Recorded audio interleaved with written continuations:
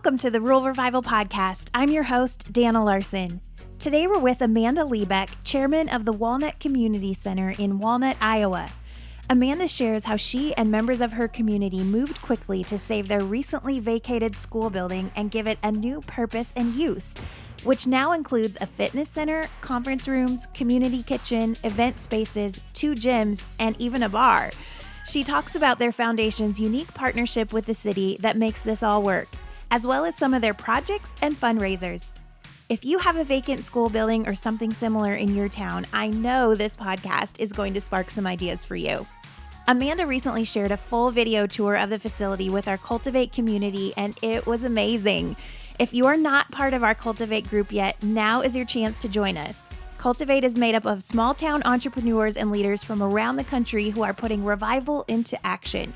Several times each month, we learn from incredible people like Amanda about new ideas we can bring to our rural communities, and this specific episode is a great example of some of the things we get to learn about inside the group. We only open this group to new members a few times a year, and in honor of this episode, we are now open to new members for a limited time.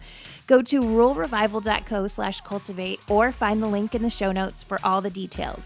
And with that, here we go with Amanda Lebeck.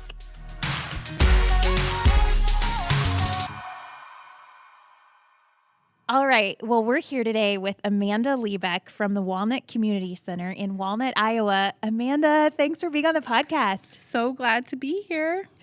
Well, this all started when I was here a couple of months ago, and you all invited us here for the Governor's Empower Rural Iowa Task Force meeting. And I was so impressed.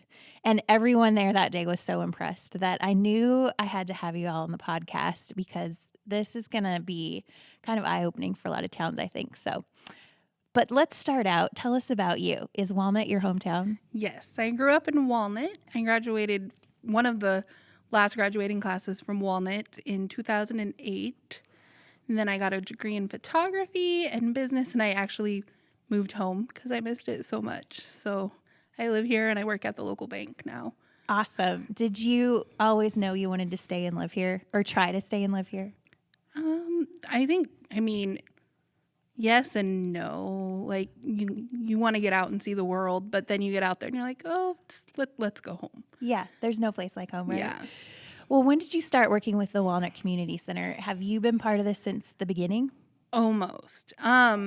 So when our school district closed, we had a year's transition time, like deciding if the city was going to take the building and what they would do with it and stuff. I probably got in on month 6 of that. Okay. And then I've been doing it ever since. So yeah. So tell us how this all began, because Walnut was its own school district, right? Right. So Walnut was its own school district.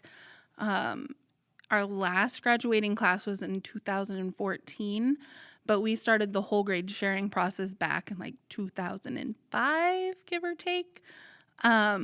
So once we fully consolidated with HST, which is in Avoca, just 6 miles down the road, our building didn't get used anymore. So the school district actually approached the city and said, hey, do you guys want this building? What could you do with it? There were lots of ideas thrown around. There was town hall meetings, and our city council agreed that they wanted to purchase the building. And a group of citizens were put together to decide what would be the best use for the facility. It was probably a year in before we really had a clear picture of what would happen. And we decided we needed a community center here in town. We have a really unique situation with our building. It's been added on to multiple times, and we do have 2 gymnasiums. There's a lot of perks to the facility that would be a huge loss to our community and the surrounding communities. So we decided to move forward with a fitness center, party spaces, and we kept both gyms for sports and other activities like that. Yeah, I feel like you guys have done a great job of maximizing the space. So since our listeners can't see this actually, can you sort of take them on a tour through the building? You did this in person for our Cultivate group, but on video. But for those listening, can you kind of take them on a tour through the building and explain like what you've done with the space? Right. So we have what we consider 3 different sections of the building. The farthest north section was actually built in 1913, and it was our original schoolhouse. We actually just last month signed that over to a developer, and they'll be putting apartments in there. It's kind of just your classic 3-story brick schoolhouse from, I think every small town had one similar. Yeah. And then the middle section, which is the community center, is an addition that was added in or completed in 2000. With classrooms and a new gym. We also consider the old gym that was built in like 1929, I believe. That's part of the community center as well. And then we have what is kind of the south, which was the high school. We actually have some developers looking at that as well as possibly a daycare and some businesses wanting to go in there. And we do have one room leased to a business currently. So the portion that my foundation that I serve on really works with is the middle section, the community center. So we have 3 classrooms that we've converted into conference rooms. One pretty nice size one that holds about 80 people and 2 smaller ones. We converted an old science lab into a commercial kitchen. Our old band and choir rooms have become a fitness center. And we have free weights, weight machines, treadmills, all the cardio stuff. And then we have the 2 gymnasiums. Our older gym, we've kind of aimed more towards events. We have a nice feature wall, painted a little different. It doesn't really feel like a gym when you're in it. And then we have a lobby that's been redone right outside of that as well with the same feel. And we actually have a bar there. And then the new gym still looks just like it did when we got it. It still looks like a high school gym, but it's utilized for sports practices. We have an adult volleyball league that utilizes it, and then our fitness members use it a lot to walk and shoot hoops and stuff like that. Okay, so I want to start with the cafeteria, and which now is like a concession stand. But you guys serve like the old school lunch meals. So shortly after we formed our foundation and got the project rolling, a group from Avoca had an adult volleyball league, and they started renting our facility to have their league. And the league was actually gifted to us because the guy running it just wanted to play. He didn't want the headache of doing everything. So we actually had then started opening our bar for them on Monday night, which turned into, man, it would be nice if there was a little food here. So we have actually one of the cooks from the she was one of the last cooks at the school. She's on our foundation too. So she kind of headed that, and we do Wiener Winks was a huge thing in Walnut, which other people call them pigs in a blanket, but we're different, I guess. Nobody knew, but if you weren't from Walnut, you didn't know what it was. But we served like the same recipe for that, and the chili and cinnamon rolls and other recipes that were really popular in the school. And then we opened that up to the public on Monday nights when we have volleyball league. And we were serving like 80 meals almost every Monday night through the winter. So it kind of became a gathering place for the town on Monday nights. Yeah, I love that. And if you're not from like our part of Iowa, you might not get the chili and cinnamon rolls thing. I hear that's special to us that we pair those things together, but it's awesome, guys. It is the best. It is. So then you step into the gym, and this is the new gym, right? Yes. But you guys were like, we want to make this an event space that doesn't necessarily look like a gym. Yeah. So talk about what you did to kind of transform that and make that function that way. The new gym, we just took down most of the school memorabilia, and we do have plans to paint the walls and stuff in there, but that's a huge project. So that's kind of our next big step. Our older gym, it's a little smaller, and it wasn't in the greatest shape. So we had to actually build a faux wall to cover up some issues with the wall, and we put a wood planking wall in, and we painted it a very not school color. It's kind of a taupey tan color. And it just works really well with any color decoration we've seen in it so far for weddings and stuff. And we found a way to like cover up our bleachers with a really nice curtain type thing. And we installed a hoist so we can lift the lights up. And when it's all decorated, you don't know you're in a gym anymore. Yeah. It's pretty neat. But it can still be used as a gym Yes, too, right? it's still used as a gym when it's not rented for events. We actually have pickleball set up in there right now. So Yeah. And then I'm guessing, is it your lunchroom area where like the bar is set up and stuff? that's just a lobby. That was a lobby. Perfect. That used to have lockers and stuff back in there. I guess that was a little before my time when they were in there. Yeah. But our lunchroom is actually in a portion of the building that we knocked down. There was the elementary portion of the building was not in the greatest shape, and it would cost more to fix it up and make it usable than it did to take it down. And we had no plans for it, so we kind of had to give and take a little there. Yeah. So you did keep your alumni hall, which is cool, and it has all the class pictures still hanging. Yes, 144 years of class pictures. I love that. And then that leads to the gym, right? Yeah. And I love the model that you guys set up for the gym, because I'll just let you explain that, but how you partner with the city and give back to the city through that, I think is really great. Right. So the Community Center Foundation doesn't actually own this facility. The city of Walnut does. So we're a supporting organization. The city takes care of the day-to-day operations of the building and the day-to-day expenses. Our organization raises money to improve the building and buy things that are needed, like our fitness equipment and things like that. So all of our fitness equipment has been purchased with either grant money or fundraised money, and we keep adding to it. It's growing quite quickly. So then anybody can purchase a membership, but that membership fee goes back to covering the expenses of the facility. Yeah, I love that. I think that's such a great way to maximize your resources and partner with the city, really. Yeah.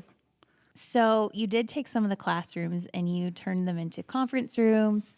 You painted the walls, neutral colors, put in carpet. It looks amazing. Yeah. So that was actually the first thing we did. The room we're actually sitting in right now was a preschool room. So it was kind of a challenge. It had everything was little. Yeah. Little sinks, little counters. So that was our first big project. And that's probably our most rented space. It's rented for anything from birthday parties to graduation parties, bridal showers. We've had a few land auctions in here. We just recently had the county 4-H had babysitting class in here this past weekend. So it's got a wide variety of uses. We've even had a couple weddings, an actual wedding and wedding receptions in here. So who knew? Yeah, that's awesome. You still have some rooms available that aren't being used, right?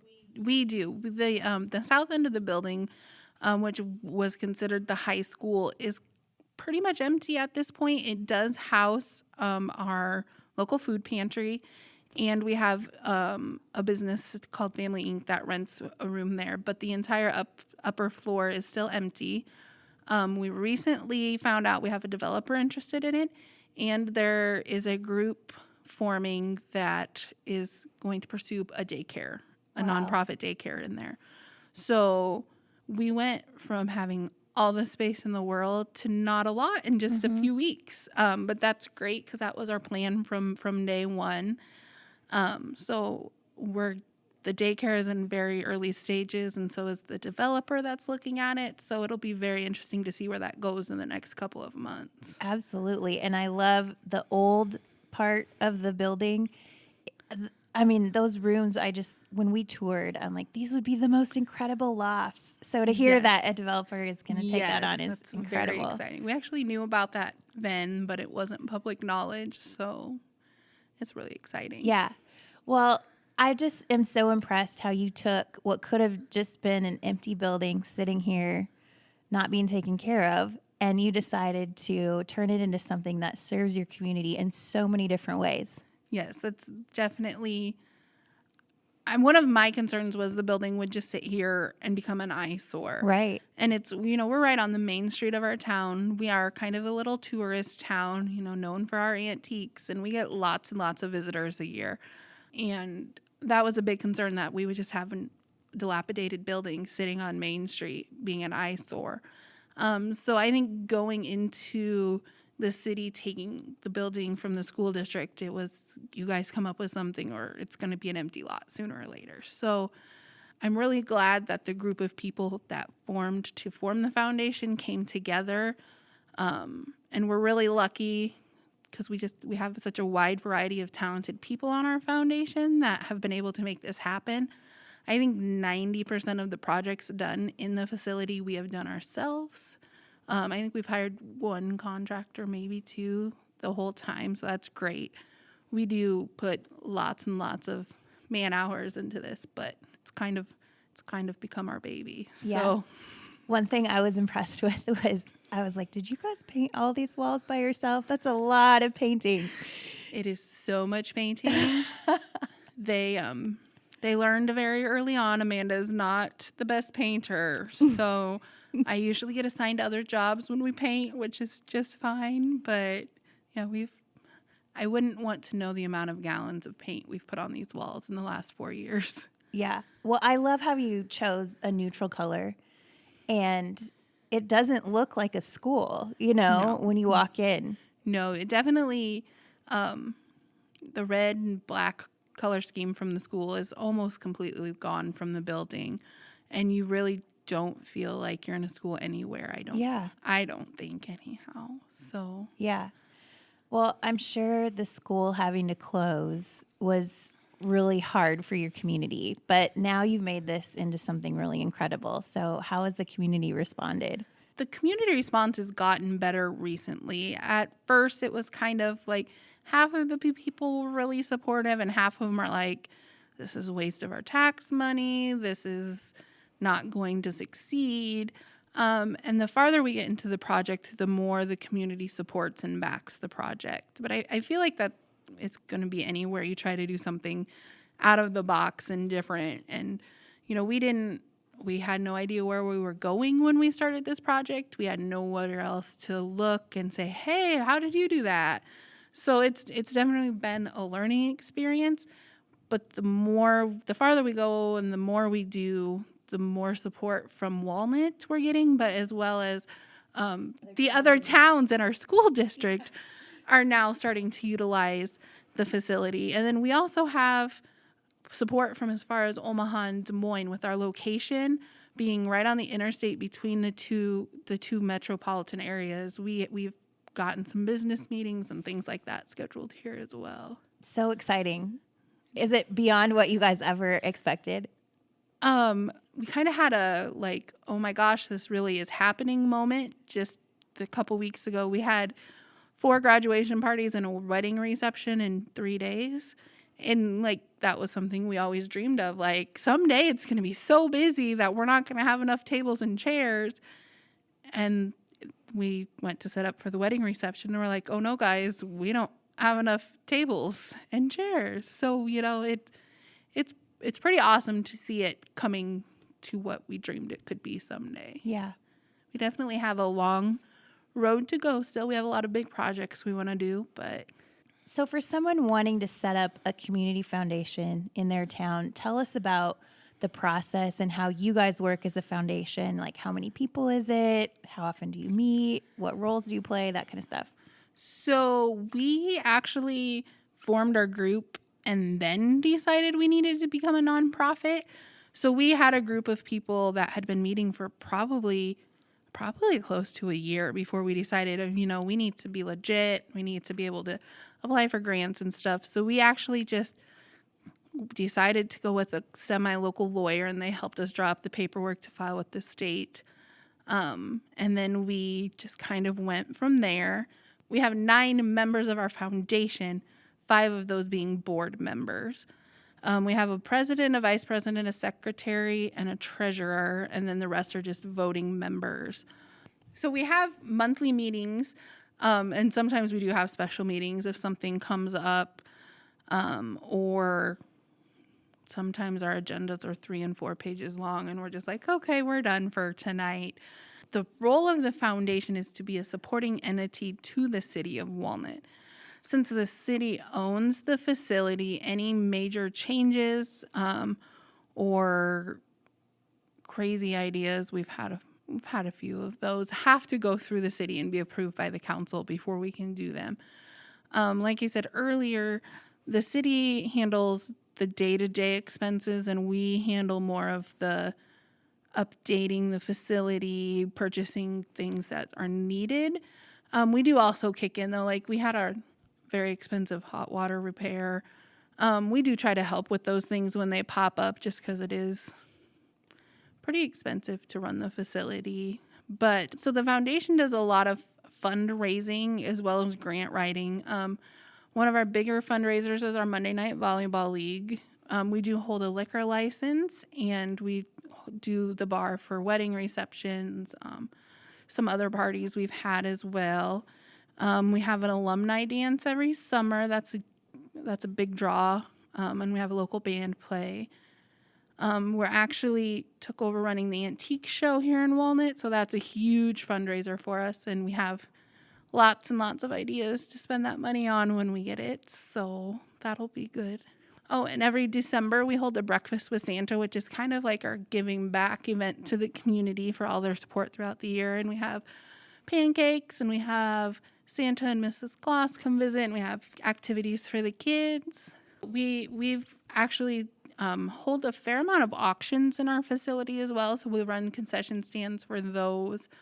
We actually kind of follow that company around and work a lot of their lunches for them, which has been a great fundraiser for us as well.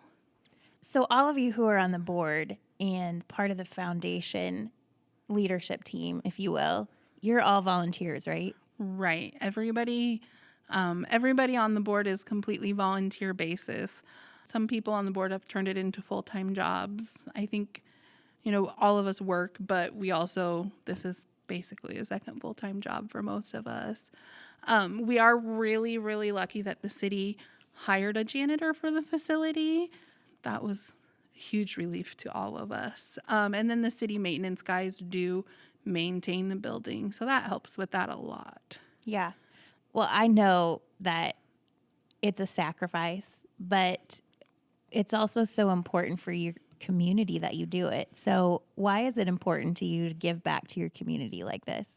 Walnut's always been a really close-knit community, and growing up here, the school was the heart of the community. So to see the school not be here anymore kind of left a big hole in Walnut, and the community center has kind of been a way to bring people back together. It started out as hey, do you want to be on this committee to see what we're going to do with the old school building? And it turned into being on the foundation, turned into being on the board. I guess I don't know what I would do with all my free time either if I wasn't here. It's a pretty good way to spend it. Yeah, it is. Yeah, and you must have a great group of people that you like being with. We do. We all get along well. I mean, we butt heads, but I think every group does. But it's just such a great group of people. And like I said, we're very diverse. We have just such a diverse group that everybody's got their own kind of little thing that they do, and it just makes things go smoothly. So it's been great. Yeah. So you mentioned your next big thing is the antique walk. Yes. Tell us about that. So we are actually took over running the Walnut Antique Show this coming Father's Day weekend, next weekend. Will be the 39th annual Walnut Antique Show, and this is our first year running it. Our AMVET started it back in 1982, and it's grown into a huge event. We have 300 plus antique vendors from all over the United States, and they set up on the streets and the gyms here and the Legion Hall downtown, and it draws 30 to 40,000 people to Walnut in 3 days. So that's kind of crazy. Well, as someone who has come to that a lot of years, it's really impressive to see a small town like that just kind of transform. But let me just tell you, the food's amazing. There's so many different vendors with different stuff, and you definitely want to get here early before all the good stuff is swiped up. Yes, yes. I always say that if you want the pick of the litter, you got to be here Friday morning. If you want the deals, come Sunday afternoon. That's what I always tell people. There you go. That's good advice. Yes. From a local. All right. Well, how do we follow along with the community center to see what you have going on here? And how do we find out more about the Antique Walk? So we're on Facebook. We're Walnut Community Center. And we have a website, walnutcommunitycenter.org. And for the Antique Walk, we are Walnut, Iowa's Antique Show on Facebook. And we have a website for that as well. Well, we will link to that in the show notes so you can check out more. And that is coming up soon. But it's a very fun experience if you're looking for something to be outside. And it sounds like the weather should be pretty decent for it next weekend, too. So fingers crossed. And Amanda will be running around here, not getting any sleep. No, I don't think there's any sleep involved in that weekend. That's right. All right. Well, Amanda, thank you so much for being on the podcast. Great work here. Well, thank you. We really appreciate it.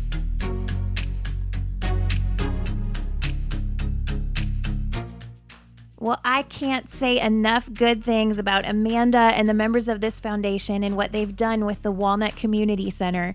And what's so impressive is that they've done all of this in under 4 years.